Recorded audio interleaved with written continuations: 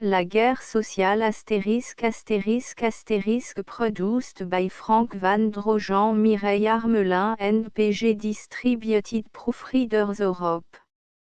This file was produced from Image generously made available by the Bibliothèque nationale de France, BNF/Gallica, http://gallica.bnf.fr. La guerre sociale. Discours prononcé au Congrès de la paix, à Lausanne, 1871, par Madame André-Léo Neuchâtel, Imprimerie G. Guillaume Fils. 1871. La guerre sociale. Mesdames, Messieurs, en 1867, quand la Ligue de la paix et de la liberté s'est formée, elle était l'expression en Europe, et surtout en France, d'une pensée très morale, très juste, qui s'étonnait de trouver encore dans le Code des nations civilisées, où se disant-elles, des lois de la guerre, qui s'indignaient que, de temps à autre, des menaces, des bruits de guerre, prissent place dans la politique des cours et vinssent troubler les affaires publiques. Il y eut alors, de la part des littérateurs et des publicistes, une sorte de croisade, à laquelle votre Ligue donna plus de consistance, et dont elle prolongea le retentissement. Elle se trouva être, en même temps, une protestation contre ces pouvoirs impériaux et royaux qui disposent de la vie des hommes, et qui n'écoutent qu'eux-mêmes et leurs monstrueux calculs. Ils ont en effet, malgré vous, malgré l'opinion, fait la guerre de 1870. Les monarques sont inconvertissables. Heureusement, il n'en est pas de même du sens public. Celui-ci avait compris. Le sentiment des maux de la guerre et de leur folie s'était propagé rapidement jusque dans le peuple, et ce sentiment fut pour beaucoup dans la stupéfaction, dans l'indignation, que causa en France la déclaration de guerre du 15 juillet. On peut le dire avec certitude, et vous le reconnaissez, les guerres, faussement appelées nationales, ne sont que des guerres monarchiques. La guerre et la monarchie se tiennent, elles vivent et mourront ensemble. Votre Ligue est républicaine. Sur ce point vous n'hésitez pas, et votre œuvre est définie, aussi bien que votre action. Mais il est une autre guerre, à laquelle vous n'aviez pas songé, et qui dépasse l'autre de beaucoup en ravages et en frénésie. Je parle de la guerre civile. Elle existe en France depuis 1848, mais beaucoup s'obstinaient à ne pas la voir. Aujourd'hui, quel sourd n'a entendu les canons de Paris et de Versailles?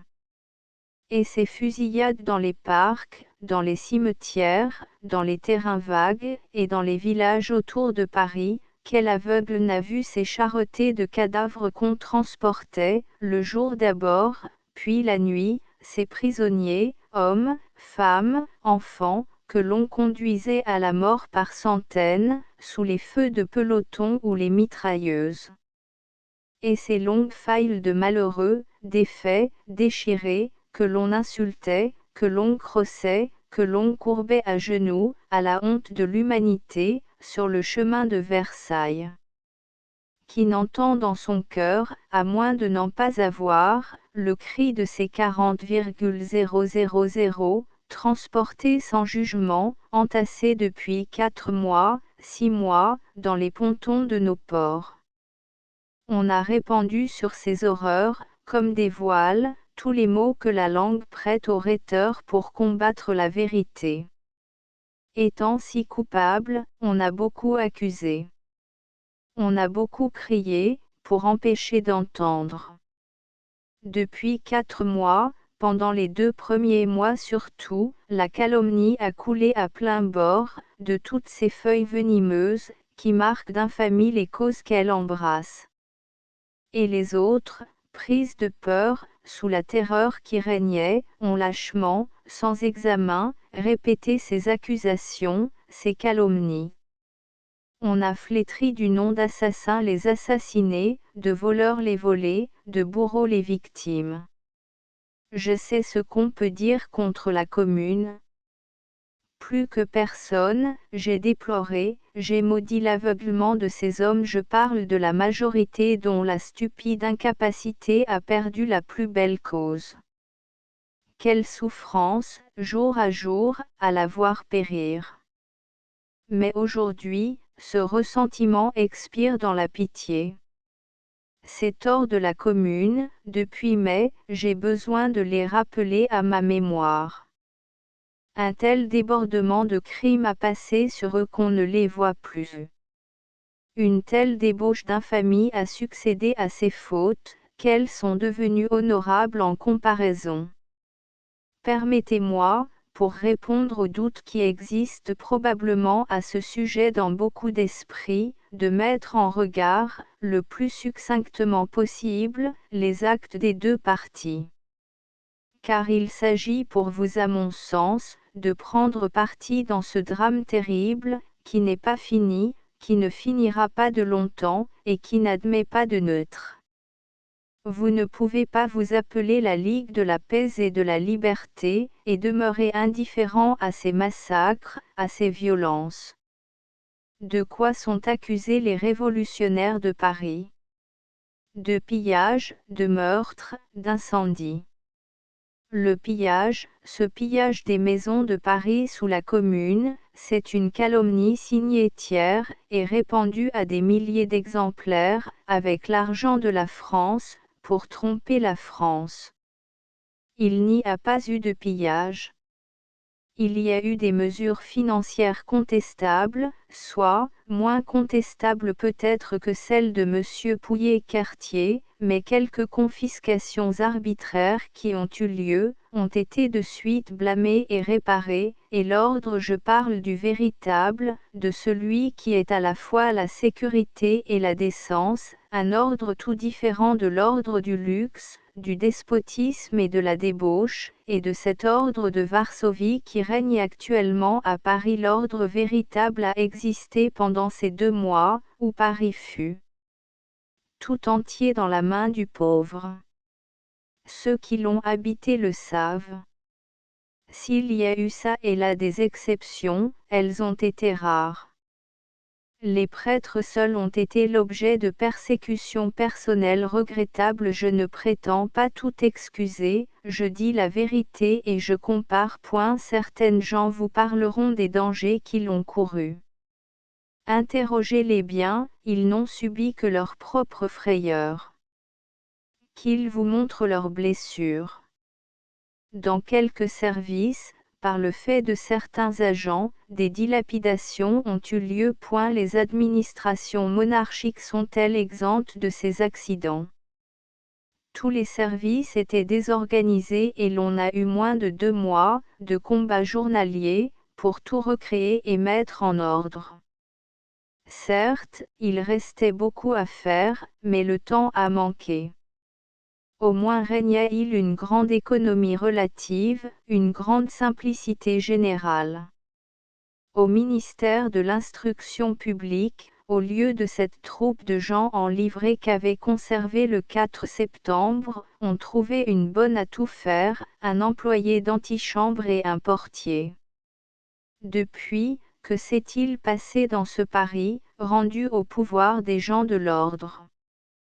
Toutes les maisons ont été fouillées, perquisitionnées de fond en comble, non pas seulement une fois, mais 2, 3 et 4. Et dans ces perquisitions, des vols, des saccages, ont été fréquemment commis. J'ai beaucoup de faits particuliers, je n'en citerai qu'un général. Tous ceux qu'on fusillait étaient dépouillés de ce qu'ils portaient sur eux, argent et bijoux. Et l'argent, et souvent les bijoux, étaient distribués aux soldats, prime de meurtre. Les meurtres, il n'y en a pas eu sous la Commune, sauf l'exécution aux avant-postes de quelques espions, 7 en tout, fait habituel de la guerre. Tout ce grand fracas, toutes ces menaces, tout ce pastiche de 93, que fit la majorité de la Commune, consista seulement en mots, en phrases, en décrets. Ce fut de la pose. La loi des otages ne fut pas appliquée, grâce à la minorité, grâce aussi, je le crois, à la secrète répugnance de ces copistes de la terreur, qui en dépit d'eux-mêmes étaient de leur temps et de leur parti car la démocratie actuelle est humaine. La loi des otages ne fut appliquée que le 23 au soir, quand le pouvoir communal n'existait plus de fait, sa dernière séance est du 22. Ces exécutions eurent lieu par les ordres seuls de Raoul Bigot et de Ferré, deux des plus malheureuses personnalités de la commune, qui jusque-là n'avaient cessé, toujours en vain, de réclamer des mesures sanglantes. Mais il faut bien ajouter qu'elles n'eurent lieu qu'après 2 jours et 2 nuits de fusillade versaillaise, qu'après 2 jours et 2 nuits, pendant lesquelles les gens de l'ordre avaient fusillé, par centaines, les prisonniers faits sur les barricades, des hommes qui avaient déposé les armes, des femmes, des adolescents de entre 15 et 16 ans, des gens arrachés à leur maison, des dénoncés, des suspects, peu importe. On n'avait pas le temps d'y regarder de près. On tuait en tas, on recourut, pour aller plus vite, aux mitrailleuses. Assez de témoins ont entendu leurs craquements funèbres, au Luxembourg, ou sur les trottoirs, le long des grilles, les pieds glissaient dans le sang, à la caserne Lobau, dans le quartier Saint-Victor, du côté de la Villette.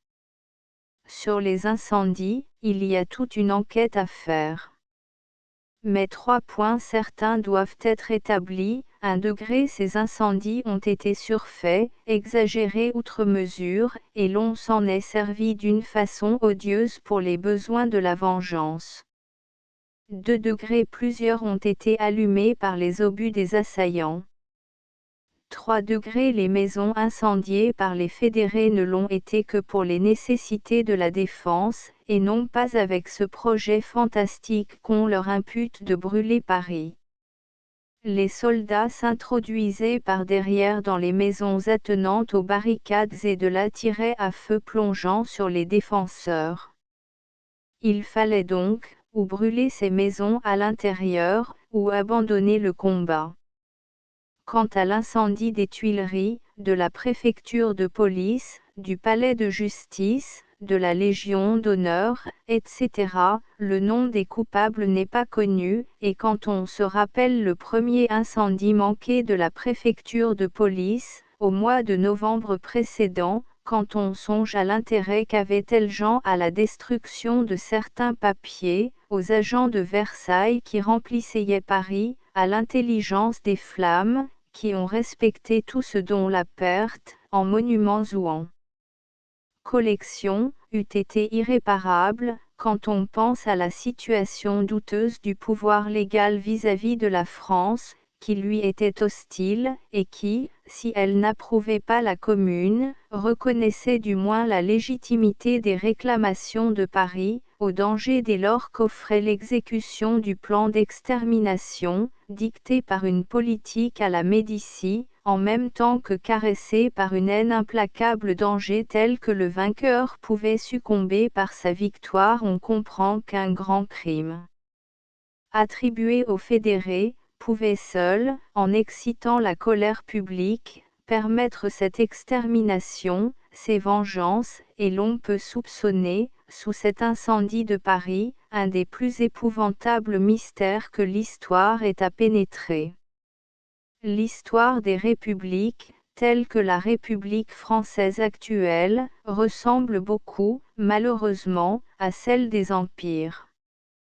Ce n'est pas à la surface qu'il faut la voir, et ce n'est pas au grand jour qu'elle s'élabore. Pour qui l'a bien observé, cette histoire, elle n'est autre, depuis le 4 septembre, que le développement d'un complot monarchique, immédiatement formé, et qui entre en guerre, en même temps que les Prussiens, contre la République. Et cette guerre latente est la principale, car l'autre en devient le terrain, le tapis franc, et en reçoit son issue. Les monarchistes, on le sait bien, n'eurent jamais de patrie, pas plus que leur prince, ainsi voit-on ceci, dès que la France est abattue, à courir sans pudeur, chacal affamé, sur cette proie. Le premier souci des faux républicains du 4 septembre n'est pas l'ennemi national, c'est la démocratie populaire. Après tout, Guillaume est un roi, entre rois et conservateurs on s'arrange toujours, le pis est de payer, et c'est le peuple que cela regarde. Mais la démagogie. Mais le socialisme. Grand Dieu. Avoir le peuple pour maître au lieu de le gouverner. Se voir disputer cette oisiveté dorée, qu'on a conquise, au prix, déjà, de tant d'autres capitulations, ils n'eurent plus que cet objet, que cette peur, et lui sacrifièrent la France. La République victorieuse, arrachant le pays à l'abîme où l'avait jeté la monarchie, cela pouvait être la fin du vieux monde. Paris surtout, Paris. C'est lui qui excitait leur terreur. Paris socialiste, Paris armé, délibérant dans ses clubs, dans son conseil et s'administrant lui-même. Ce génie si longtemps captif, et même alors dangereux. Enfin délivré. Quel exemple! Quelle propagande! Quel péril! Et puis, Paris est la seule place où l'on puisse asseoir le trône. Mais le peuple l'occupait, cette place, le peuple armé. Il fallait donc la déblayer à tout prix. Mais le prétexte d'une telle mesure ne pouvait être qu'un méfait du peuple, un abus de ses armes, une insurrection enfin. Qui du même coup permettrait de fusiller et d'emprisonner les démocrates. Ce plan n'est pas nouveau, il est presque aussi vieux que les aristocraties. Les conservateurs n'inventent plus, mais ils perfectionnent. Jamais en effet jusqu'ici, rien de ce genre n'avait été fait d'aussi grand. Qui donc, depuis la fin de février jusqu'au 18 mars, presque chaque jour, au passage des trains dans les gares des campagnes, jetait ces bruits, on se bat dans Paris. Paris est en feu. Ce qui faisait dire aux paysans avec rage, après tant de malheurs, ces brigands de Parisiens ne nous laisseront donc point vivre en paix. Qui donc avait employé les 5 mois du siège, les 5 mois du silence forcé de Paris, à persuader aux campagnes que c'étaient les républicains qui avaient forcé l'Empire à la guerre. Et que les Parisiens, non seulement refusaient de se battre contre les Prussiens, mais encore empêchaient Trochu de faire des sorties, par la nécessité de contenir leurs émeutes. Qui donc osa la répéter à la tribune, cette même calomnie effrontée, à la face de Paris indigné, devant la conscience révoltée de tous ceux qui avaient partagé les douleurs de ce siège, pire que les privations, et l'ardent patriotisme du peuple parisien, coupable seulement d'une patience et d'une crédulité trop grandes, vis-à-vis de ses gouvernants. C'est ainsi qu'ont excité la France contre Paris, qui avait fait la République et la voulait maintenir. C'est ainsi qu'on flétrissait la victime avant de l'exécuter, et qu'on ruinait autour d'elle toutes les sympathies, avant de tendre le piège où elle devait périr. De l'aveu de tous les journaux modérés, l'attaque du 18 mars fut une provocation. Le départ immédiat du gouvernement de tous les services publics, l'enlèvement des caisses et de tout le matériel de l'administration, montrent un plan arrêté d'avance. L'émeute devint une révolution. Le grand courage du petit machiniste de ce drame ne faiblit pas. On isola de nouveau Paris, et la calomnie officielle dont l'Empire avait fait une institution, devint un service public, appuyé avec ensemble par tout le chur des calomnies officieuses. Paris était à feu et à sang, en province. On y jetait les enfants dans la Seine, on y clouait les vieillards contre les murs. L'humanité semble divisée en roués et en naïfs, en gouvernants et en gouvernés. Les bonnes gens crurent tout cela, parce qu'on le disait. J'ai vu des lettrés, des intelligents, des démocrates, n'entrer à Paris qu'en tremblant. Combien y a-t-il d'esprits indépendants qui se soient dit, quand les vainqueurs ont seuls la parole, quand les vaincus ne peuvent rien alléguer, ni rien démentir, il est de justice et de sens commun de suspendre son jugement. Combien y a-t-il de gens qui aient voulu douter des accusations calomnieuses, répandues à pleine colonne par les journaux, officieux, et odieusement répétées par les autres, sur les hommes et les faits de la Commune, et sur tous ceux en général qui avaient pris parti pour la révolution communale.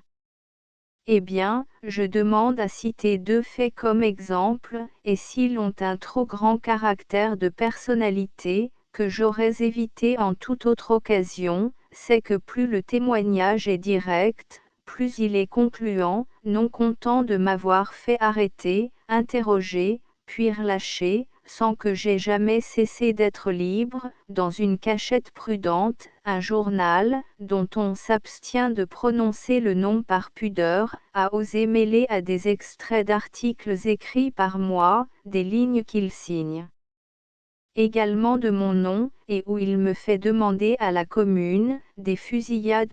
On m'a fait encore prononcer un discours à la chute de la colonne et porter en triomphe, après ce discours, quand je n'ai pas mis les pieds place Vendôme, et n'ai fait que déplorer ces enfantillages démolisseurs. Voici l'autre fait, nous apprenons par lettre l'arrivée en Suisse d'un de nos amis. 3 jours après, Paris Journal publie que ce même personnage vient d'être arrêté dans une maison de débauche, et ajoute à ce récit des mots effrontés, prononcés, dit-il, par ce communeux. Ces 2 faits, dont je puis, vous le voyez, témoigner en toute assurance, ne vous disent-ils pas ce qu'il faut penser du reste ? Et un tel système, appliqué sous la garantie du gouvernement, et par ce gouvernement lui-même, ne démontre-t-il pas l'existence d'une faction capable de toutes les infamies et de tous les crimes, pour arriver à son but? L'existence d'un plan poursuivi avec ensemble, et qui a son mot d'ordre et ses rôles préparés. De tous les points de la France, que de démarches n'ont pas été faites pour conjurer cette guerre fatale, pour sauver Paris. Combien de députations? Que de tentatives? Que de projets de conciliation? Que d'instances? La Commune se garde bien de se donner le beau rôle en y acquiesçant ouvertement, mais elle ne refusa rien, puisque jamais aucune concession ne fut faite du côté de Versailles. Le nom posthumus de Monsieur Thiers fut à la hauteur de celui du pape. On avait beau lui demander, voulez-vous accepter ceci? Cela? Il ne voulait qu'une chose, celle précisément qu'on s'efforçait d'empêcher, l'extermination des démocrates et l'écrasement de Paris. Et il a réussi. Ce complot de mensonges, de meurtres et de monarchie a réussi. Les chemins du trône sont maintenant déblayés.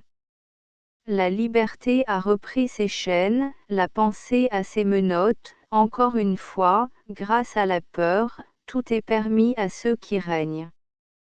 La ville qui était la capitale du monde, et qui n'est plus même la capitale de la France, a perdu ses citoyens, mais elle a retrouvé ses petits crevés et ses courtisanes.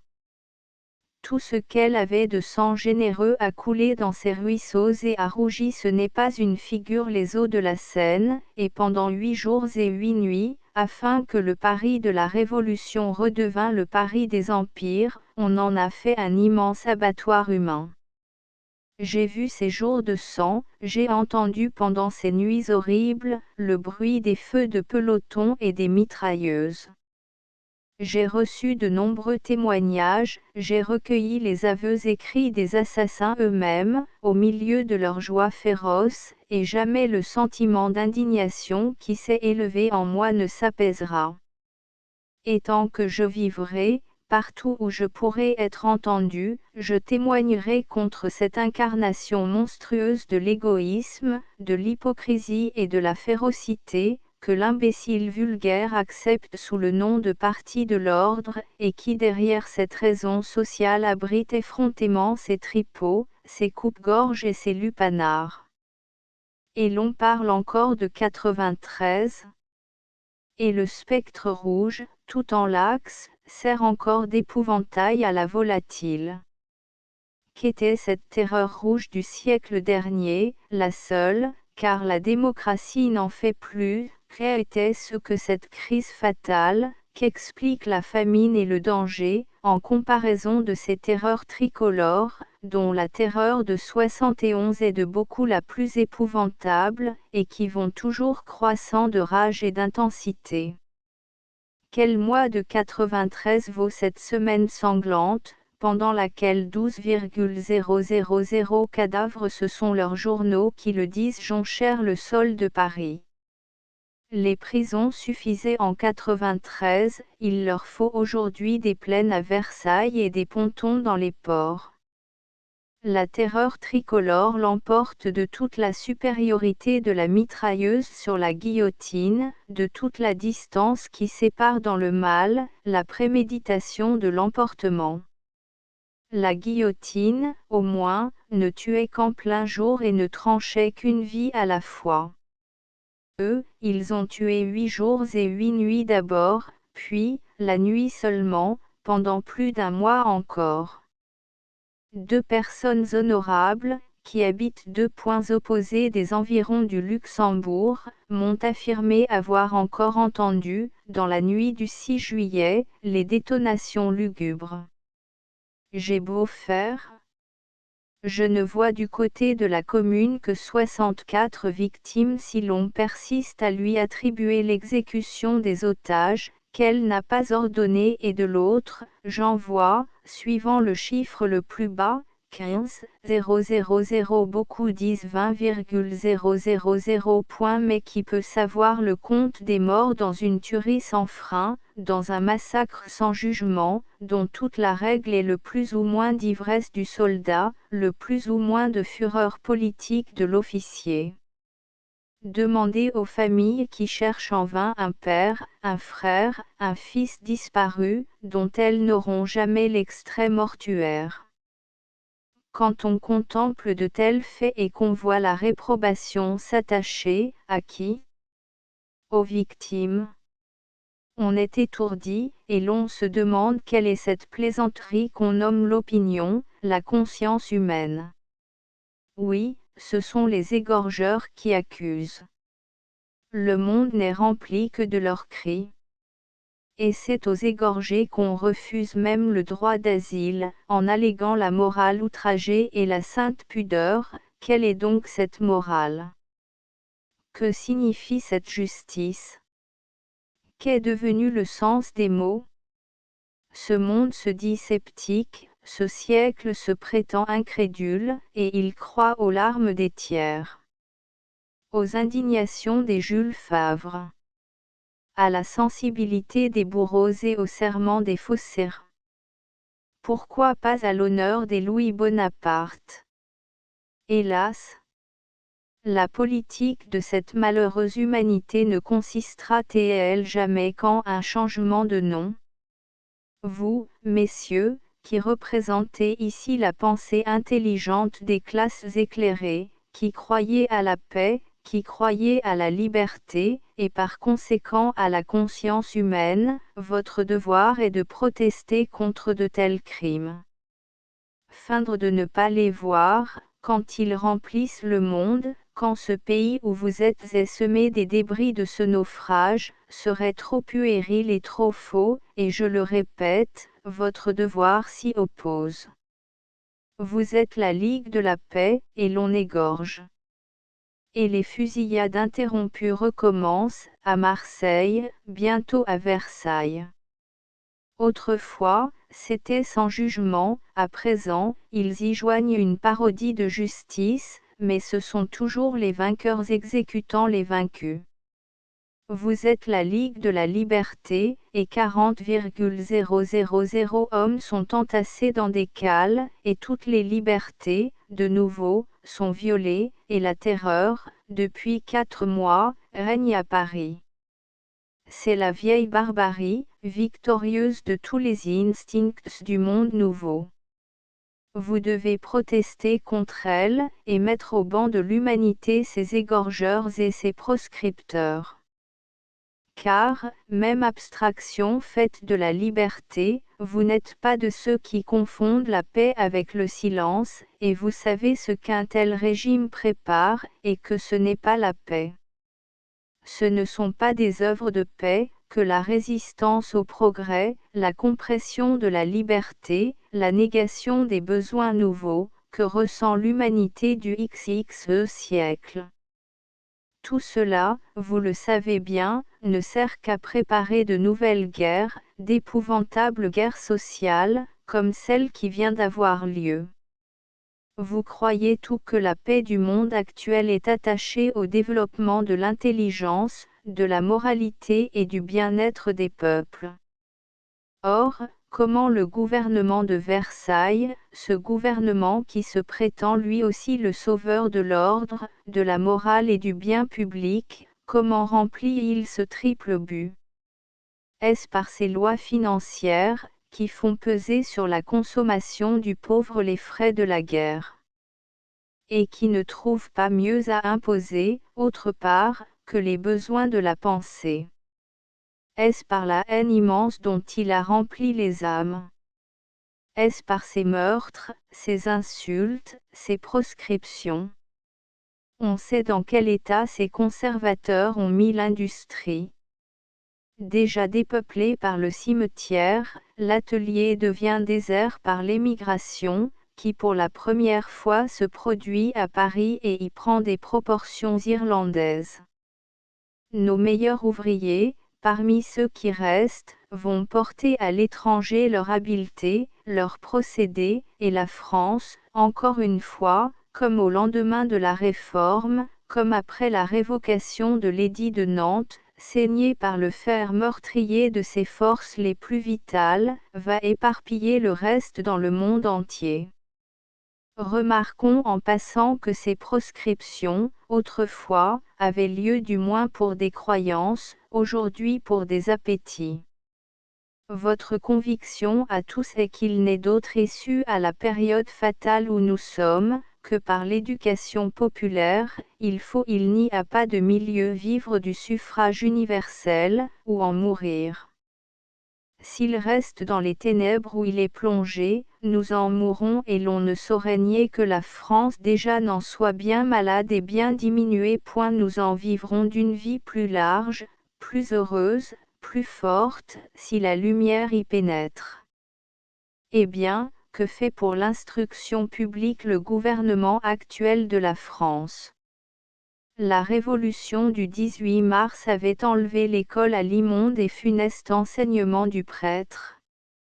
On la lui rend. Ce gouvernement, défenseur de la morale, ignorerait-il donc cette horrible corruption des mûresses de l'enfance qui, malgré tant d'obstacles apportés à sa divulgation, éclate en scandales si épouvantables et si fréquents? Non, sans doute, mais que leur importe. L'histoire de l'oriquet et le dogme de l'obéissance sont des enseignements si précieux pour les lecteurs. Et puis la corruption ne favorise-t-elle pas l'abêtissement? À la tête de l'instruction publique, se trouve un homme, seul épave du 4 septembre, dont le nom fut pour les naïfs un avènement. Auteur léger de plusieurs gros livres, de la religion naturelle, entre autres, cet homme a surtout bâti sa réputation sur ce grand sujet, sur cette nécessité première, d'une sérieuse instruction publique. Il l'a sous sa direction depuis un an. Pendant le siège, la plupart des municipalités de Paris, pleines de zèle à cet égard, nommèrent des commissions, qui proposèrent des réformes, et tout d'abord l'exclusion des prêtres de l'enseignement public. Le ministre ne les contraria point, il les engagea même gracieusement à former des plans, il reçut leurs pétitions, mais ne fit droit à aucune. Les commissions apprirent bientôt que le directeur du service, véritable chef du ministère, était encore le même clérical auquel Sa Majesté Napoléon III avait daigné confier ces délicates fonctions. On eut beau demander son changement, il resta, il y est encore point qui n'admirera le dévouement du ministre titulaire, couvrant ainsi d'une réputation acquise par l'idée démocratique, la continuation du système obscurantiste. L'amour de l'ordre à tout prix peut seul dicter de tels sacrifices, mais il est clair qu'ils sont jugés nécessaires, et que sur ce point rien n'est à attendre, rien à espérer. Non, parce qu'il n'y a en réalité que deux partis en ce monde, celui de la lumière et de la paix par la liberté et l'égalité, celui du privilège par la guerre et par l'ignorance. Il n'y a pas, il ne peut pas y avoir de parti intermédiaire, j'entends de parti sérieux. Cessons donc enfin, ce ne sera pas trop tôt de nous laisser abuser par cette parole officielle, dont toute l'histoire n'est qu'un long parjure, et tâchons d'en désabuser le monde. Il est grand temps de rompre, non seulement avec les maux qu'elle nous fait, avec les ruines qu'elle cause, avec les malheurs qu'elle accumule, mais encore avec son effrayante immoralité. Ne voit-on pas que toute monarchie, ou toute aristocratie, autrement dit tout privilège, est par nature obligé de mentir, d'être fourbe, parce qu'il est en désaccord avec la justice. Devant cet instinct d'équité, d'égalité, qui, malgré tout, est le fond de la conscience humaine, et quoi qu'on fasse, la base de tout jugement, le mot privilège a toujours eu le son faux, le sens d'injustice. Le privilège a toujours été l'immoralité, mais de plus en plus il se sent l'être et est reconnu tel. Que faire dans ce danger ? Sinon parler moral, en parler beaucoup, sans faire le professeur et l'arbitre. C'est ce qu'ils font tout. Et de plus en plus avec un art effrayant, qu'à la fois rend plus raffinée la peur, et plus audacieux leur nouvel appui, l'ignorance des masses. Il y a toujours eu des discours bien sentis, prononcés du haut des trônes, mais autrefois, du moins, jusqu'à un certain point, l'orateur y croyait lui-même, ce qui n'est plus possible aujourd'hui. Or, plus manque la sincérité, plus interviennent l'ordre, la morale, la providence. Napoléon III, au lendemain de son crime, arrive, en ce genre, à des chefs-d'œuvre. Il avait à faire cette chose difficile de parler en même temps à deux publics différents, les Béakem-Peignods, qui le prenaient pour Messie, et les lettrés, qui, soit ennemis, soit complices, le connaissaient. Et il accomplit cette heureuse fusion de l'hypocrisie et du cynisme, qui méritait de faire école, et sert maintenant de modèle à ses successeurs. En parcourant ces sortes de discours, on pourrait observer comment plus le crime grandit, plus le ton s'élève, comment plus l'assassin égorge, plus il s'indigne contre l'égorgé, que plus il trahit, plus il prend à témoin la sainte vérité, que plus il se vautre, et abuse des caisses publiques, plus son front serein dépasse les nuages. Quand la capitulation est déjà prête, au lendemain du 22 janvier, Jules Ferry s'écrie « Un crime odieux a été commis ». Et les hommes, les pères de famille tombés sous les balles de l'hôtel de ville, dans un effort désespéré pour arracher Paris aux mains des misérables qui l'ont perdu, ils les accusent d'avoir vendu leur mort aux Prussiens, et parlent encore effrontément des intérêts de la défense. C'est après 5 jours et 5 nuits de massacre, après que des milliers d'hommes qui avaient mis bas les armes, ont été fusillés par les soldats, que ce bon monsieur Thiers trouve dans son cœur un élan d'indignation, au sujet d'un officier fusillé, dit-il, par ces scélérats, sans respect pour les lois de la guerre. Le mot est introuvable, et tout cela dans son genre est fort réussi. Mais où allons-nous? Que devienne la langue, le sens moral, la foi humaine, dans cet effroyable abus? Faut-il attendre que le vocabulaire souillé n'ait plus de mots à l'usage d'une bouche honnête? Honnête? Ce mot lui-même est flétri. Tout ce qui appelait autrefois le respect, maintenant appelle le sourire, éveille l'ironie. La langue noble et sérieuse n'existe plus. Cela est effrayant, car ce n'est pas seulement la langue qui se perd, mais tout ce qui unit véritablement les hommes et consolide leurs rapports.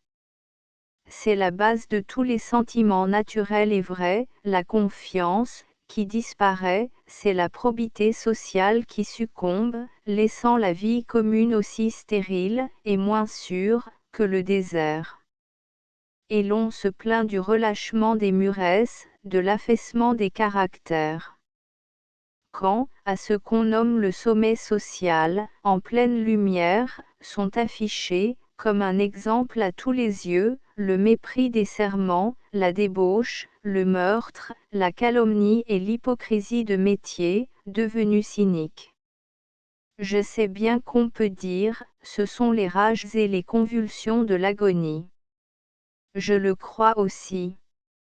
Mais songez grec, cette agonie peut être longue.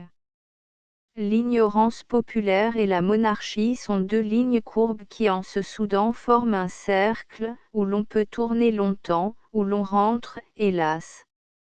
Vous le voyez, même après l'avoir rompu. Il y a des agonistes qui sont des putréfactions, et qui empoisonnent tout autour d'elles, des caducités qui pervertissent les enfances. Il y va de vie ou de mort, d'infection ou de santé, pour nous, pour nos enfants, pour beaucoup de générations peut-être. Voyez comme de quasi-quarts de siècle, se succèdent, des empires aux royautés, et considérez que depuis 80 ans, nous n'avons pu même revenir au point du départ. Enfin, voyez où en est la France. Ne pensez-vous pas que c'est peut-être assez de telles expériences, et qu'il est bien temps de les cesser? Qui peut se sentir la force d'âme, ou d'inertie, nécessaire, pour supporter de nouveau de pareils déchirements, de tels cataclysmes, pour assister à d'aussi épouvantables spectacles?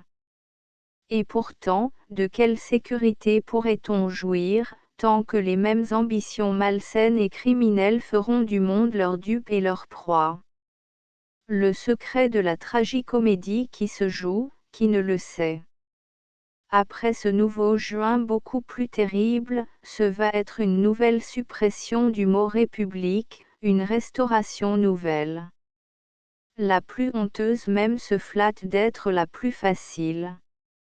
Elle n'a pas perdu les campagnes, elle tient tous les postes, que les grands républicains du 4 septembre lui ont laissés, et l'armée, qu'au prix de l'égorgement de Paris, on lui a rendu. Mais celle-ci ou d'autres, qu'importe. C'est le même abaissement, la même corruption certaine. Il n'y a pas deux systèmes. Jadis, les gouvernants, croyant à leurs principes, avaient du moins, ou pouvaient avoir, cette sorte d'honneur, qui en un certain ordre de fait, produisait de la vertu et de la grandeur. Mais aujourd'hui, ils ne sont plus que des joueurs à la bourse de l'imbécilité publique, qui hausse ou baisse avec elle, ils le savent très bien, spéculent là-dessus, et tombent de Louis XIV en Robert Macaire. Les moyens de règne actuels, qu'il s'agisse d'empire, de royauté, ou d'une prétendue république aux mains d'une aristocratie, sont, le mensonge, la peur, la corruption, la calomnie, aider des fusillades à propos. Mais les systèmes aussi empirent en vieillissant, car les moyens s'usent, et il faut aller de plus en plus fort. Quel avenir? Si ce n'est la fin. Cependant, beaucoup de gens, que les mots affolent, ne voient de malheur à craindre que dans le rétablissement de la monarchie. Ceux-là sont difficiles à convaincre. La France, abandonnée à l'étranger, les trahisons et les malversations de 1870, l'armistice et la paix de 1871, la guerre civile, l'égorgement de Paris, la terreur tricolore, l'instruction publique aux prêtres, la presse aux financiers, la justice aux entremetteurs, l'armée aux assassins, l'administration aux corrompus, la politique aux imbéciles. Que peut faire de mieux une monarchie? Cessons de nous acharner sur les effets au profit des causes. Le trône n'est autre chose qu'une barricade à l'usage des aristocraties. Il occupe l'ennemi, reçoit les coups, et quand au bout de 15 ou 20 ans, il est emporté, elles en sont quittes pour déclarer qu'il ne valait rien, faire des proclamations aux vainqueurs, et travailler immédiatement à en rebâtir un autre. Si vous êtes conséquents, messieurs, si vous êtes sincères, en contemplant les 13 mois écoulés depuis le 4 septembre, tant d'intrigues, tant de crimes, tant de duplicité, tant d'horreurs, vous reconnaîtrez non plus seulement que la paix entre les nations est incompatible avec la monarchie mais que la paix des nations elles-mêmes, et la moralité publique, sont incompatibles avec l'existence des aristocraties. Et vous ajouterez à votre titre, cet autre dogme révolutionnaire, l'égalité, que vous négligez à tort, car la liberté ne peut exister sans elle, pas plus qu'elle ne peut exister sans la liberté. Astérisque astérisque astérisque astérisque astérisque quelque divisés qu'ils soient, prêts à se dévorer dès qu'ils n'auront plus peur et qu'il s'agira de la curer, ils se sont mis pourtant tous ensemble, Mac-Mahon et Changarnier, Thiers et Rouet, le duc d'Aumale et Jules Favre, Jules Simon et Belcastel, Vachereau et du Temple, Ferry et Raosmen. Ils se sont réunis tout contre le grand ennemi, le Satan de la révolte populaire. Thiers a oublié Mazas et les d'Orléans la confiscation. Audran de Kerdrel a oublié Dutz et Blais. On voit trinquer, hurler, dénoncer et tuer ensemble les villemessants de tous les journaux, les galifets de toutes les Alcéoves, les Saint-Arnaud de toutes les caisses, les vieux et les petits crevés de tous les régimes. Ils se sont tous essuyés les joues sur les soufflets qu'ils se sont donnés, et se sont employés, d'un touchant accord, à fusiller, à incarcérer, à décréter et à budgéter en bons frères. Parce que ces gens-là ont une foi inébranlable et profonde. Le comte de Chambord, le comte de Paris, le Bonaparte, ce sont leurs saints, mais au-dessus de leurs saints, ils ont un Dieu, le privilège, et sur son autel ils sacrifient leurs ressentiments et leurs divisions. C'est là leur force, et ils l'auront toujours, tant qu'elle ne sera pas détruite par une plus grande force contraire, car, en cas pareil, ils feront toujours ainsi.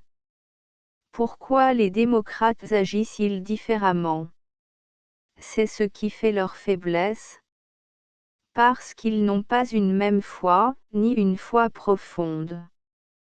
Parce qu'ils sont divisés en une infinité de petites chapelles, plus monarchiques qu'elles ne veulent en avoir l'air, et surtout en deux grandes sectes, qui adorent l'une la liberté, l'autre l'égalité. Ce qui est au fond comme serait un combat entre les partisans de la Vierge d'Atocha et ceux de la Vierge de Lorette, car la liberté et l'égalité sont un seul et même Dieu en deux personnes. Notre dogme nous vient du Sinaï de la Grande Révolution, grande, parce qu'elle fut révélatrice, grande, beaucoup moins parce qu'elle a fait que parce qu'elle a dit. Qui se prétend démocrate, date sa naissance de la Déclaration des droits de l'homme. Aucun assurément ne la rejette, et ce sont même les libéraux qui parlent le plus de 1789. Eh bien, que dit-elle, libre et égaux. Et elle ne pouvait pas dire autrement, car, du moment où le droit nouveau qui va renouveler le monde, est fondé sur la simple qualité d'homme, il ne peut y avoir d'égalité sans liberté, ni de liberté sans égalité. L'une implique l'autre absolument. Creusez l'un des deux termes et vous trouvez l'autre au fond. Si vous jouissez davantage, que je ne puis obtenir moi-même et qui me sont nécessaires, si je ne suis pas votre égal, vous êtes mon bienfaiteur ou mon maître. Je ne suis pas libre. Si l'égalité décrétée par vous, offense ma conscience, ordonne de mes goûts, tue mes initiatives, je ne suis pas libre, vous êtes mon pape et mon roi. Être libre, c'est être en possession de tous les moyens de se développer selon sa nature. Si cette liberté est la vôtre et n'est-elle pas juste et vraie, nous nous entendons, car c'est justement notre égalité, et nous n'avons plus qu'à chercher ensemble les mesures par lesquelles la société humaine réalisera ce but légitime, normal. Eh bien, oui, dû cette opinion, ou du moins cet espoir, car on ne fait rien sans une espérance, si faible soit-elle, dût-elle paraître à beaucoup une naïveté, je crois qu'il serait facile d'élaborer, sur le terrain des principes de la Révolution, un traité d'alliance, un programme commun à tous les démocrates sincères, programme au bout duquel toute liberté serait laissée à chacun de s'arrêter ou de poursuivre sa route. Il y faudrait seulement une bonne volonté vraie, l'étude sérieuse des questions, à la lumière des principes, au lieu de la critique âpre, et toujours un peu personnelle, qui grossit les malentendus, la recherche des points de rapport.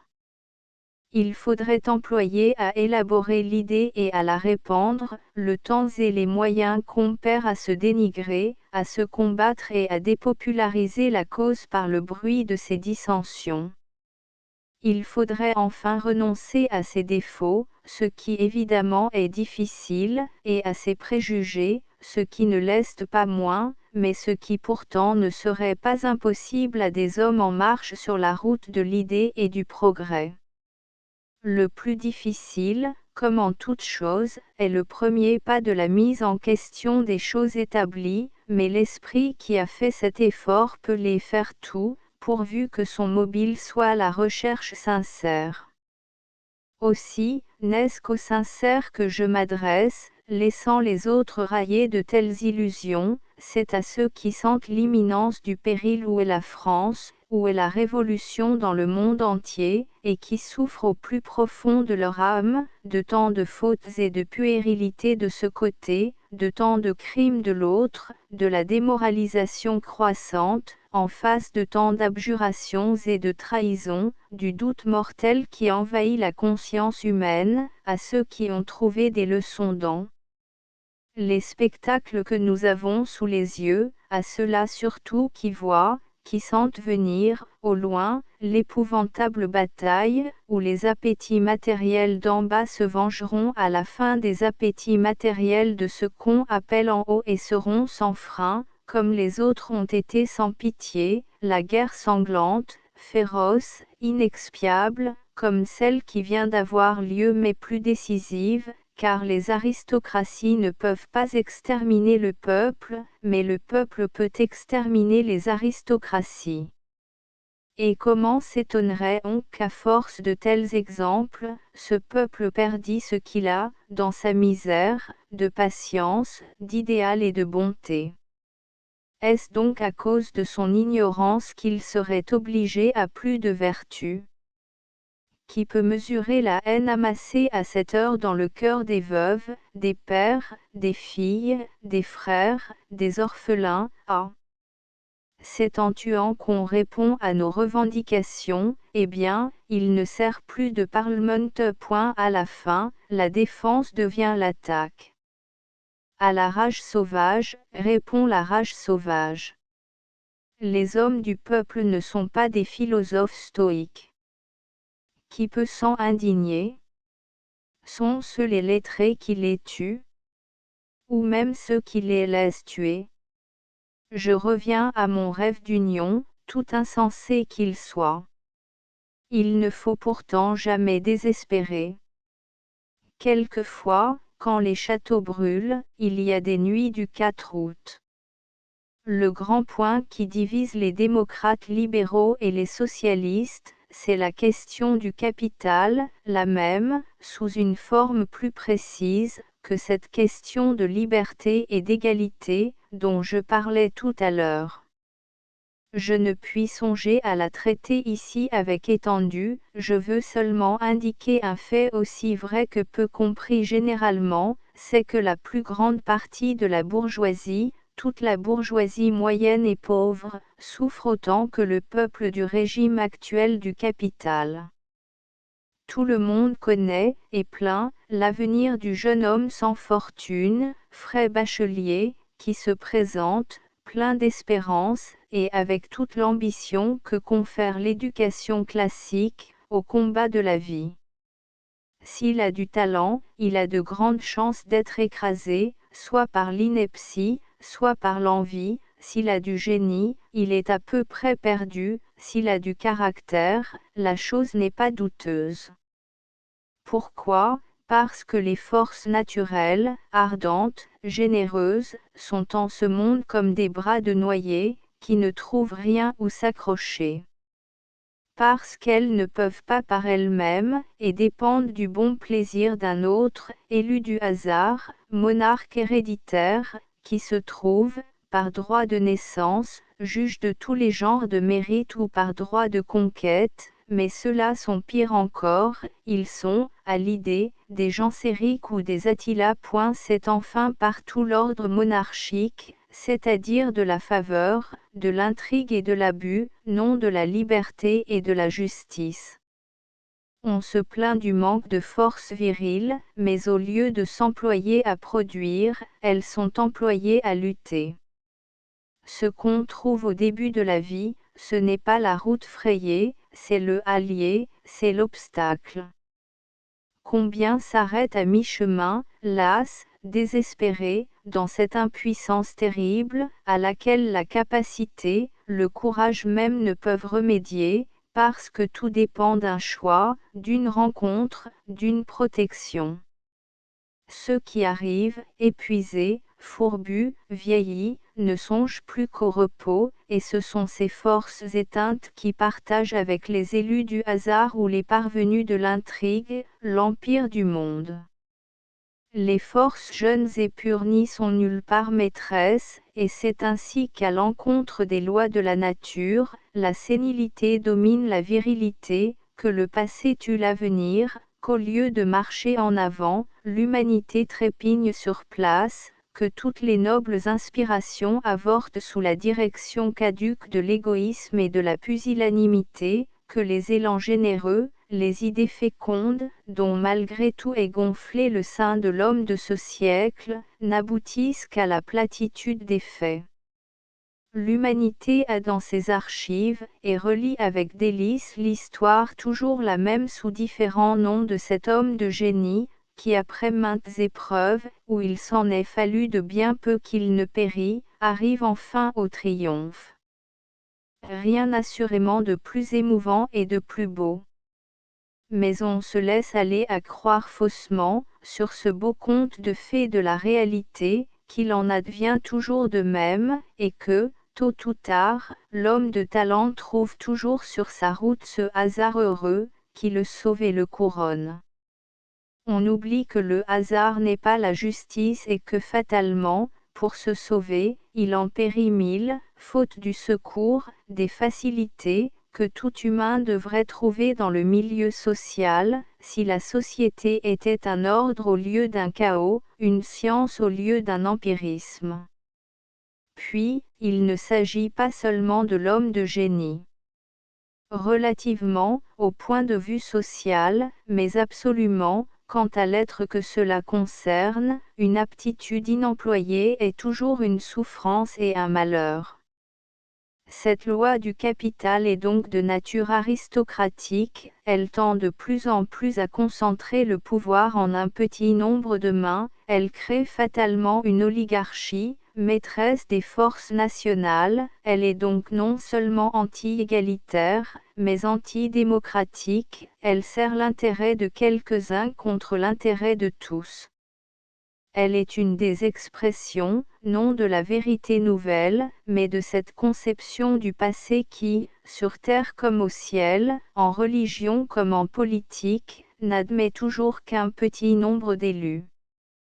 Elle est donc en opposition avec la conception nouvelle de la justice, avec la tendance irrésistible qui fait tout pencher en ce temps-ci du côté du nombre, avec cet instinct qui de plus en plus pénètre les masses, instinct dont il faudrait se hâter de faire une morale et une science, avant que, croissant inévitablement en force et en puissance, il s'en prenne lui-même aux faits, plus brutalement peut-être. Cette loi enfin, je le répète, est en opposition avec l'intérêt même de la plupart de ceux qui la défendent, avec l'intérêt de tous ceux qui n'ont pas trouvé dans leur berceau la clé d'or qui ouvre les portes de la vie. Elle tient en servage, tout comme le pauvre, cette grande majorité de la bourgeoisie qui vit de son travail, de sa capacité, et qui même, peut-être, dépend plus que le manœuvre du bon plaisir et de la faveur des capitalistes, des grands. Seulement, plus proche des sources de la fortune, elle croit pouvoir y tremper plus facilement ses lèvres, et même quand le flot la fuit, espère toujours ou ne se désaltère qu'au prix de ses complaisances, de ses abdications, qui sont la honte, la faiblesse et le malheur de ce temps. Pour beaucoup d'esprits, cependant, cette loi du capital est fatale, insurmontable. C'est la superstition du fait. Il n'y a rien de fatal contre la justice. Des solutions ont été proposées, elles sont à examiner sans parti pris. Il y en a de plus ou moins radicales, mais toutes demandent à être abordées avec la haine complète et sincère du passé de droit divin, avec la foi complète et sincère de la révolution du droit humain, avec le désir de l'égalité. Vous l'avez posé sur vos programmes, ce problème, mais l'avez-vous abordé assez franchement ?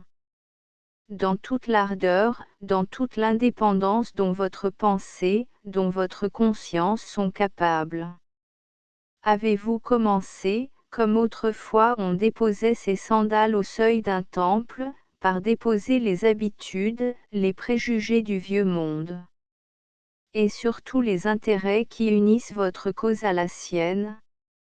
Et encore les concessions que bon gré mal gré, au conseil de votre ambition, au malgré de votre conscience, vous lui avez déjà faites. Tous ces liens qui sont des chaînes, et pour le caractère et pour la pensée. C'est en de telles dispositions qu'il faut être pour s'entendre avec les déshérités. Oui, tous les fils de la Révolution, tous ceux qui acceptent ces principes dans leur sublime intégralité, peuvent marcher ensemble sur ce grand chemin, tout bordé de conquêtes perdues, que l'on peut suivre longtemps, longtemps, en bon ordre de bataille, avant d'arriver aux divers sentiers qui mènent aux terres inconnues. Mais il faut le vouloir. Il faut de part et d'autre abjurer ces préventions, ces rancunes, et certains dédains qui tiennent encore à l'esprit aristocratique. Une doctrine qui proclame le droit des déshérités, qui rend la société responsable des vices du pauvre, qui flétrit toutes les injustices et déclare le bonheur possible pour tous, doit nécessairement attirer à elle, non pas seulement et malheureusement pas assez le peuple misérable, mais aussi tous les mécontents de l'ordre actuel, tous les égoïsmes froissés, toutes les ambitions trompées, légitimes ou non, saines ou malsaines. Ainsi, Madeleine, Simon, les Samaritains, compromettaient Jésus. On admire cela, dans l'Évangile. Au club, on s'indigne et on se retire, en secouant ses souliers. De fait, les pécheurs de Jésus étaient repentants, les nouveaux ne le sont guère. Mais que fait cela? La démocratie est une guérisseuse, elle traîne à sa suite un hôpital. C'est son malheur, et sa gloire. Heureuse, si elle n'avait que ses clients populaires et si la bourgeoisie ne lui envoyait ses ribats, ses fruits secs, et les incapacités vaniteuses, qu'elle s'entend si bien à produire. Car ce sont eux surtout qui, pour se mieux faire entendre, crient les choses insensées, qui éblouissent aisément le peuple par une rhétorique pleine de mots, et vide de bon sens, qui, pour le plaisir de se faire chef, l'entraînent à des entreprises folles et désastreuses, qui, au lieu de le porter à la réflexion, de l'instruire dans la justice, n'excitent en lui que la haine et la passion. Ce sont ces échappés de collège qui, n'ayant dans la tête que des souvenirs et des phrases de livres, font, de l'idée communale, diffusion de la liberté, le comité de salut public, son contraire.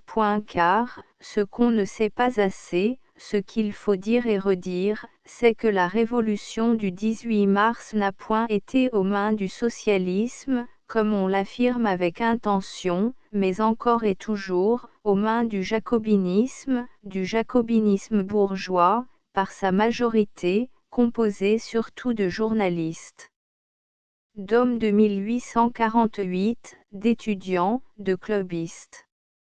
La minorité, ouvrière et socialiste, empêcha quelquefois, protesta presque toujours, mais ne put jamais imprimer aux affaires sa direction.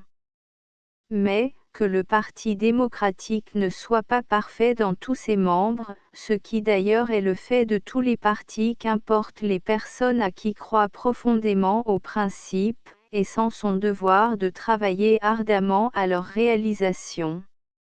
En ce monde, et en ce temps, le combat est partout, mais il faut combattre ou périr.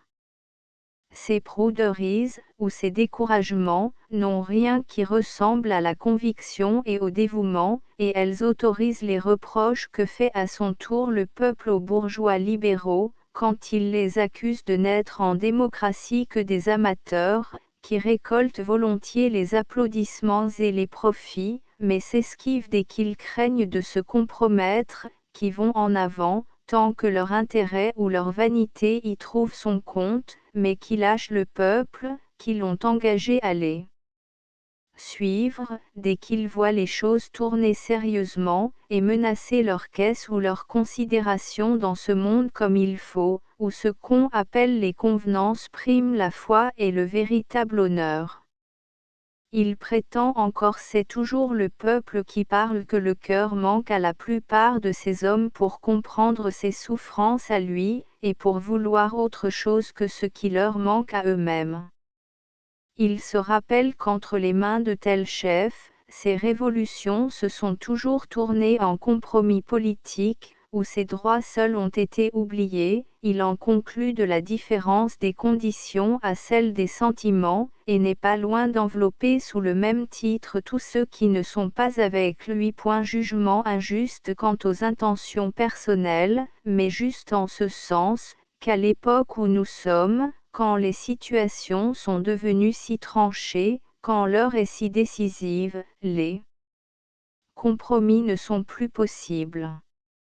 D'autre part, il faut reconnaître que les démocrates avancés, que les socialistes, en général, méritent un reproche précisément tout contraire par leur volonté inébranlable d'appliquer dès le lendemain, la vérité qu'ils ont ou qu'ils croient avoir découverte la veille.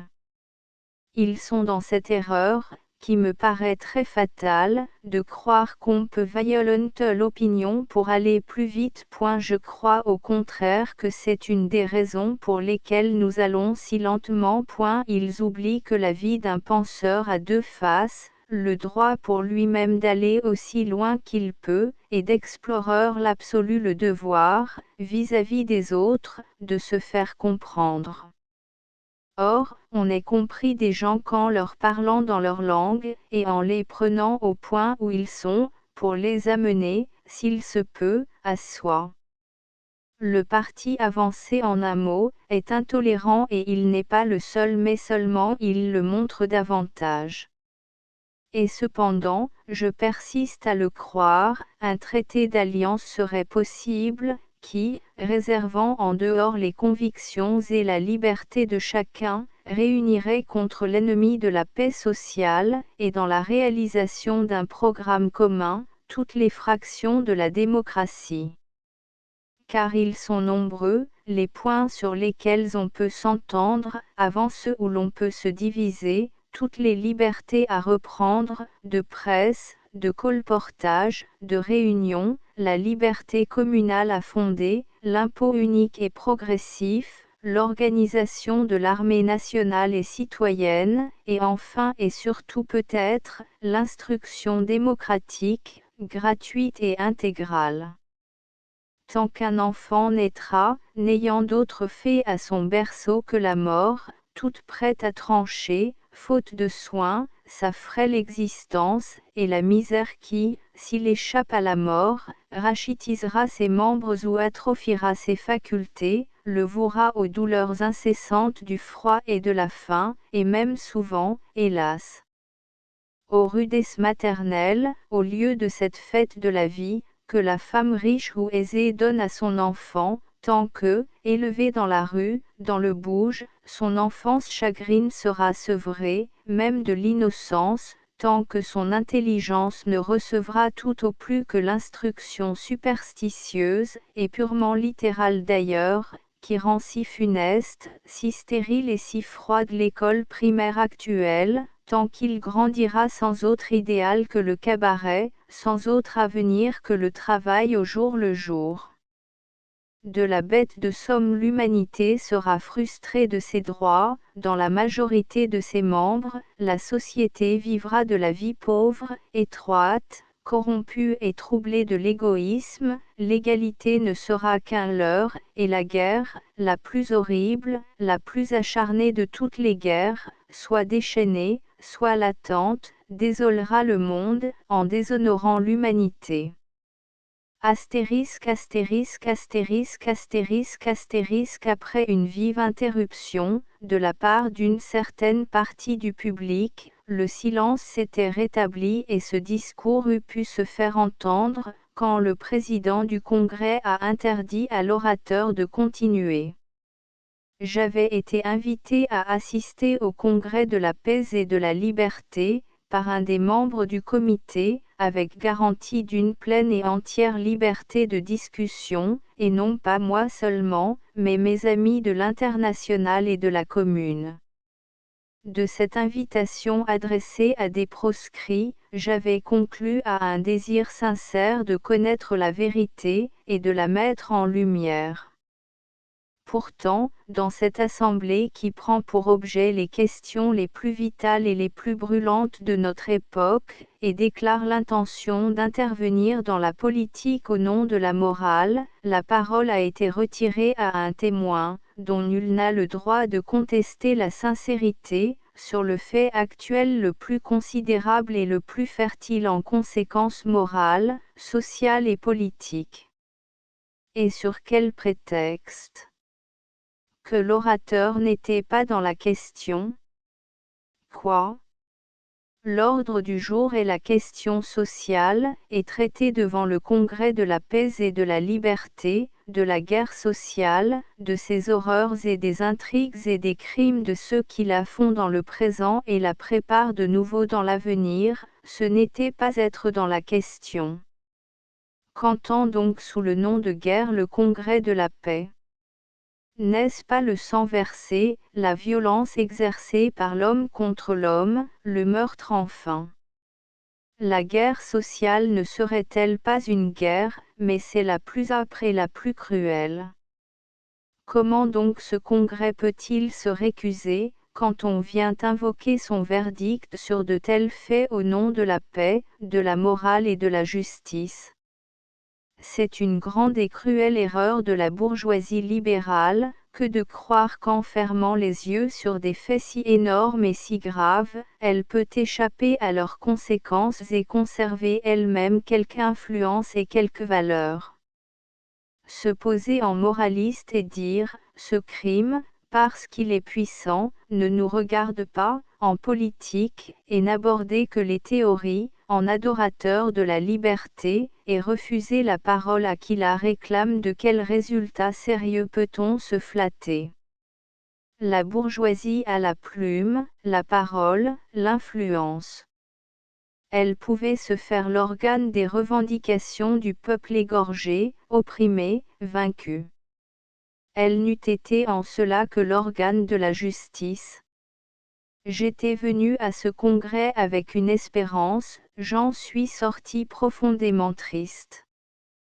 Que répondre désormais à ceux qui parlent de parti pris, et mettent en doute la bonne foi? Que faire contre une scission de plus en plus accusée, quand l'union, seule pouvait conjurer l'épouvantable crise qui, tôt ou tard, au lieu et place de la raison et de la justice, devra résoudre le problème? Pour les hommes attachés au milieu bourgeois, ce qu'ils nomment les convenances étouffe les principes.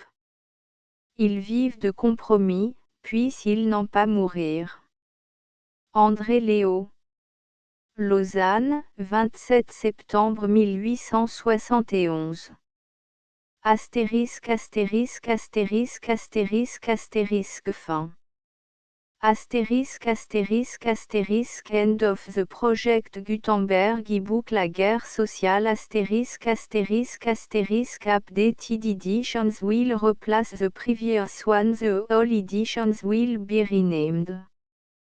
Creating the works from print editions not protected by US copyright law means that no one owns the United States copyright in these works, so the Foundation, and you, can copy and distribute it in the United States without permission and without paying copyright royalty. Special rule, set forth in the general terms of use part of this license, apply to copying and distributing Project Gutenberg symbol marque commercial electronic works to protect the Project Gutenberg symbol marque commercial concept and trademark. Project Gutenberg is a registered trademark, and may not be used if you charge for an e-book, except by following the terms of the trademark license, including paying royalty for use of the Project Gutenberg trademark. If you do not charge anything for copy of this e-book, complying with the trademark license is very easy. You may use this e-book for nearly any purpose such as creation of derivative works, report, performance and research. Project Gutenberg e-books may be modified and printed and given away. You may do practically anything in the United States with e-books not protected by US copyright law. Redistribution is subject to the trademark license, especially commercial redistribution.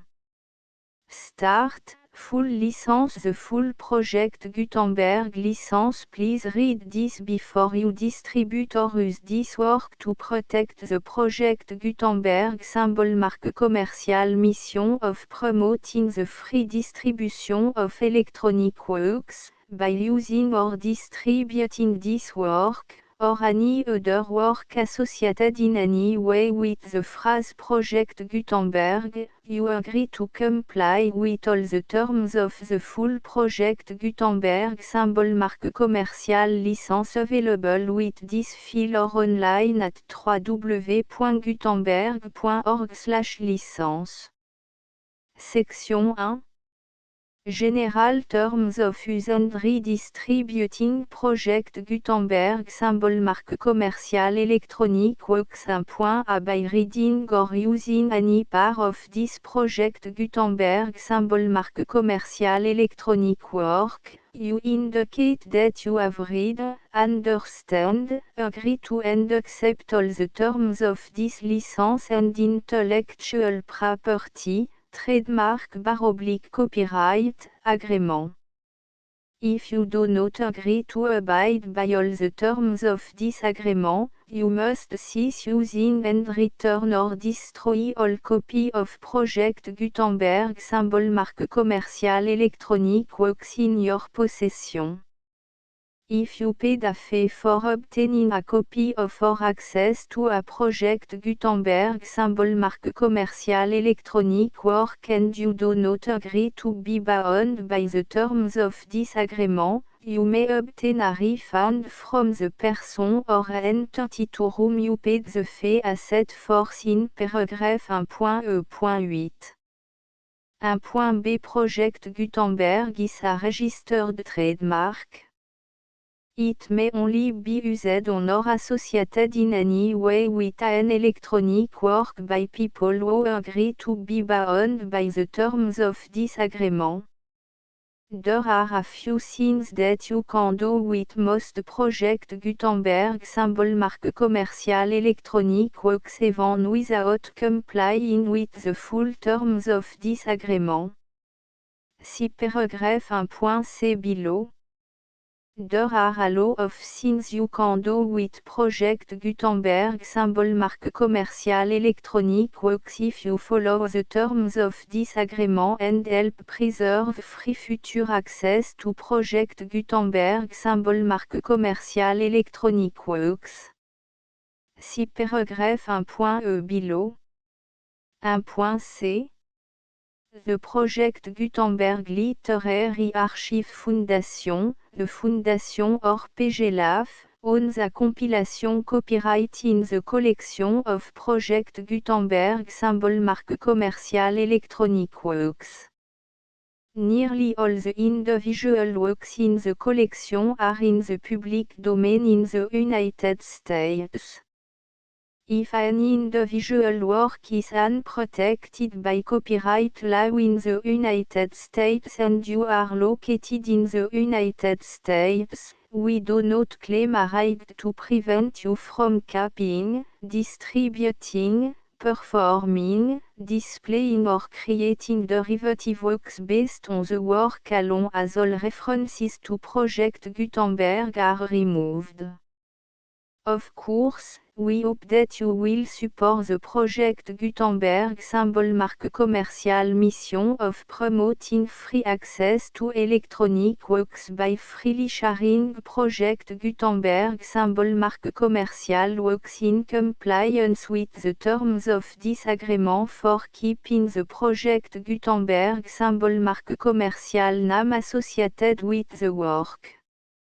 You can easily comply with the terms of this agreement by keeping this work in the same format with its attached full Project Gutenberg symbol marque commerciale license when you share it without charge with others. 1.d The copyright laws of the place where you are located also govern what you can do with this work. Copyright laws in most countries are in a constant state of change. If you are outside the United States, check the laws of your country in addition to the terms of this agreement before downloading, copying, displaying, performing, distributing or creating derivative works based on this work or any other Project Gutenberg symbol marque commercial work. The Foundation makes no representations concerning the copyright status of any work in any country other than the United States. 1.e Unless you have removed all references to Project Gutenberg, 1.e.1. The following sentence, with active links to, or other immediate access to, The full project Gutenberg symbol marque commercial license must appear prominently whenever any copy of a project Gutenberg symbol marque commercial work, any work on which the phrase project Gutenberg appears, or with which the phrase project Gutenberg is associated, is accessed, displayed, performed, viewed, copied or distributed. This ebook is for the use of anyone anywhere in the United States and most other parts of the world at no cost and with almost no restriction whatsoever. You may copy it, give it away or reuse it under the terms of the Project Gutenberg license included with this ebook or online at www.gutenberg.org. If you are not located in the United States, you will have to check the laws of the country where you are located before using this ebook. 1.E.2 If an individual project Gutenberg symbol marque commercial electronic work is derived from texts not protected by US copyright law, does not contain a notice indicating that it is posted with permission of the copyright holder, the work can be copied and distributed to anyone in the United States without paying any fees or charge. If you are redistributing or providing access to a work with the phrase Project Gutenberg associated with or appearing on the work, you must comply either with the requirements of paragraphs 1.E.1 through 1.E.7 or obtain permission for the use of the work and the Project Gutenberg symbol marque commercial trademark as set forth in paragraphs 1.E.8 or 1.E.9. 1.E.3 If an individual project Gutenberg symbol marque commercial electronic work is posted with the permission of the copyright holder, your use and distribution must comply with both paragraphs 1.E.1 through 1.E.7 and any additional terms imposed by the copyright holder. Additional terms will be linked to the Project Gutenberg symbol marque commercial license for all works posted with the permission of the copyright holder found at the beginning of this work. 1.E.4 Do not unlink or detach or remove the full Project Gutenberg symbol marque commercial license terms from this work, or any file containing a part of this work or any other work associated with Project Gutenberg symbol marque commercial. 1.E.5 Do not copy, display, perform, distribute or redistribute this electronic work, or any part of this electronic work, without permanently displaying the sentence set forth in paragraph 1.E.1 with active links or immediate access to the full terms of the Project Gutenberg symbol marque commercial license. 1.E.6 You may convert to and distribute this work in any binary, compressed, marked up, non-proprietary or proprietary form, including any word processing or hypertext form. However, if you provide access to or distribute copy of a Project Gutenberg symbol marque commercial work in a format other than plain vanilla ASCII or other format used in the official version posted on the official Project Gutenberg symbol marque commercial website, www.gutenberg.org you must, at no additional cost, fee or expense to the user, provide a copy, a means of exporting a copy, or a means of obtaining a copy upon request, of the work in its original plain vanilla ASCII or other form. Any alternate format must include the full project Gutenberg symbol marque commerciale licence as specified in paragraph 1.e.1. 1.e.7.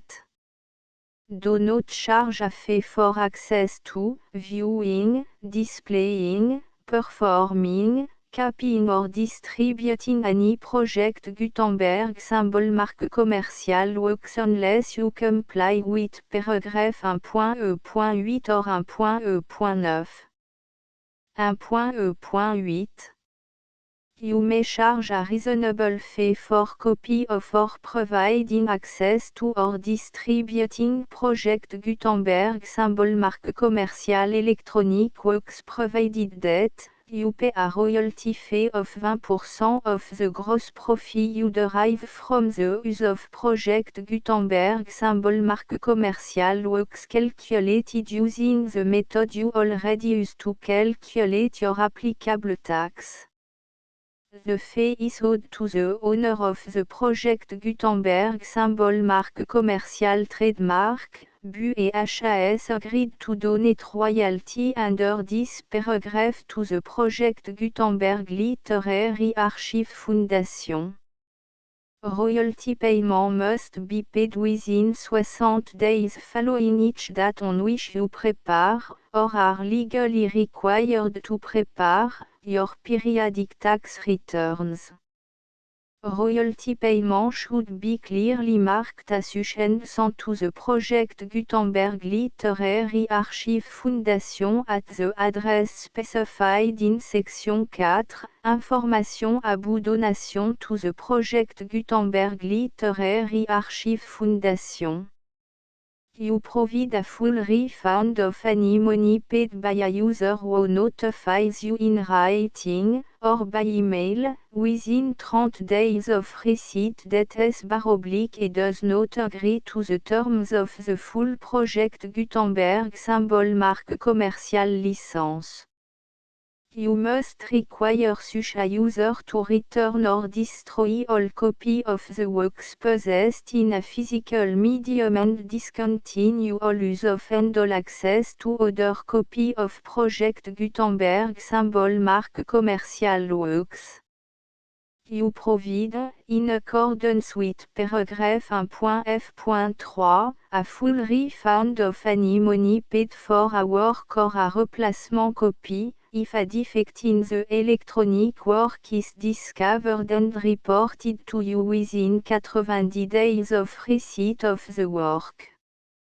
You comply with all other terms of this agreement for free distribution of project Gutenberg symbol marque commerciale works. 1.e.9. If you wish to charge a fee or distribute a project Gutenberg symbol marque commerciale électronique work or group of works on different terms than are set forth in this agreement, you must obtain permission in writing from the project Gutenberg Literary Archive Foundation, the manager of the project Gutenberg symbol marque commerciale trademark. Contact the Foundation à set forth in section 3 below. 1.f1.f.1 Project Gutenberg volunteers and employees expend considerable effort to identify, do copyright research on, transcribe and proofread works not protected by US copyright law in creating the project Gutenberg symbol marque commerciale collection. Despite these efforts, Project Gutenberg symbol marque commerciale electronic works, and the medium on which they may be stored, may contain defects such as, but not limited to, incomplete, inaccurate or corrupt data, transcription errors, a copyright or other intellectual property infringement, a defective or damaged disk or other medium, a computer virus, or computer code that damage or cannot be read by your equipment. 1.f.2 Limited warranty, disclaimer of damage, except for the right of replacement or refund described in paragraph 1.f.3, the Project Gutenberg Literary Archive Foundation, the owner of the Project Gutenberg symbol mark commercial trademark, and any other party distributing a Project Gutenberg symbol mark commercial electronic work under this agreement, disclaim all liability to you for damages, costs and expenses, including legal fees. You agree that you have no remedy for negligence, strict liability, breach of warranty or breach of contract except those provided in paragraph 1.f.3. You agree that the Foundation, the trademark owner, and any distributor under this agreement will not be liable to you for actual, direct, indirect, consequential, punitive or incidental damages even if you give notice of the possibility of such damage. 1.f.3 Limited right of replacement or refund, if you discover a defect in this electronic work within 90 days of receiving it, you can receive a refund of the money, if any, you paid for it by sending a written explanation to the person you received the work from. If you received the work on a physical medium, you must return the medium with your written explanation. The person or entity that provided you with the defective work may elect to provide a replacement copy in lieu of a refund. If you received the work electronically, the person or entity providing it to you may choose to give you a second opportunity to receive the work electronically in lieu of a refund. If the second copy is also defective, you may demand a refund in writing without further opportunities to fix the problem. 1.f.4 Except for the limited right of replacement or refund set forth in paragraph 1.f.3, this work is provided to you as, with no other warranties of any kind, express or imply, including but not limited to warranties of merchantability or fitness for any purpose. 1.f.5 Some states do not allow disclaimers of certain implied warranties or the exclusion or limitation of certain types of damages. If any disclaimer or limitation set forth in this agreement violates the law of the state applicable to this agreement, the agreement shall be interpreted to make the maximum disclaimer or limitation permitted by the applicable state law. The invalidity or unenforceability of any provision of this agreement shall not void the remaining provision. 1.f.6 Indemnity, you agree to indemnify and hold the Foundation, the trademark owner, any agent or employee of the Foundation, anyone providing copy of Project Gutenberg symbol mark commercial electronic works in accordance with this agreement, and any volunteers associated with the production, promotion and distribution of Project Gutenberg symbol mark commercial electronic works, harmless from all liability, costs and expenses, including legal fees, that arise directly or indirectly from any of the following which you do or cause to occur. A. Distribution of this or any Project Gutenberg symbol mark commercial work. B. Alteration, modification, or addition or deletions to any Project Gutenberg symbol mark commercial work. And C. Any defect you cause. Section 2. Information about the mission of Project Gutenberg symbol marque commerciale Project Gutenberg symbol marque commerciale is synonymous with the free distribution of electronic works in format readable by the widest variety of computer including obsolete, old, middle-aged and new computer. It exists because of the effort of hundreds of volunteers and donations from people in all walks of life. Volunteers and financial support to provide volunteers with the assistance they need are critical to reaching Project Gutenberg symbol marque commerciales goals and ensuring that the Project Gutenberg symbol marque commercial collection will remain freely available for generations to come. In 2001, the Project Gutenberg Literary Archive Foundation was created to provide a secure and permanent future for Project Gutenberg symbol marque commercial and future generations. To learn more about the Project Gutenberg Literary Archive Foundation and how your efforts and donations can help, see section 3 and 4 and the Foundation information page at www.gutenberg.org. Section 3. Information about the Project Gutenberg Literary Archive Foundation. The Project Gutenberg Literary Archive Foundation is a non-profit 501(c)(3) educational corporation organized under the laws of the state of Mississippi and granted tax-exempt status by the Internal Revenue Service. The Foundation SEIN or Federal Tax Identification Number is 64 à 6 221 541. Contribution to the Project Gutenberg Literary Archive Foundation are tax deductible to the full extent permitted by U.S. federal laws and your state's laws.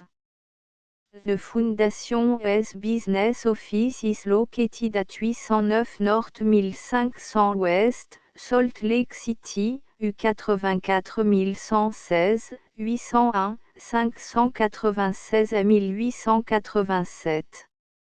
Email contact links and up-to-date contact information can be found at the Foundation's website and official page at www.gutenberg.org/contact section 4. Information about donation to the Project Gutenberg Literary Archive Foundation. Project Gutenberg symbol marque commercial depends upon and cannot survive without widespread public support and donation to carry out its mission of increasing the number of public domain and licensed works that can be freely distributed in machine-readable form accessible by the widest array of equipment including outdated equipment.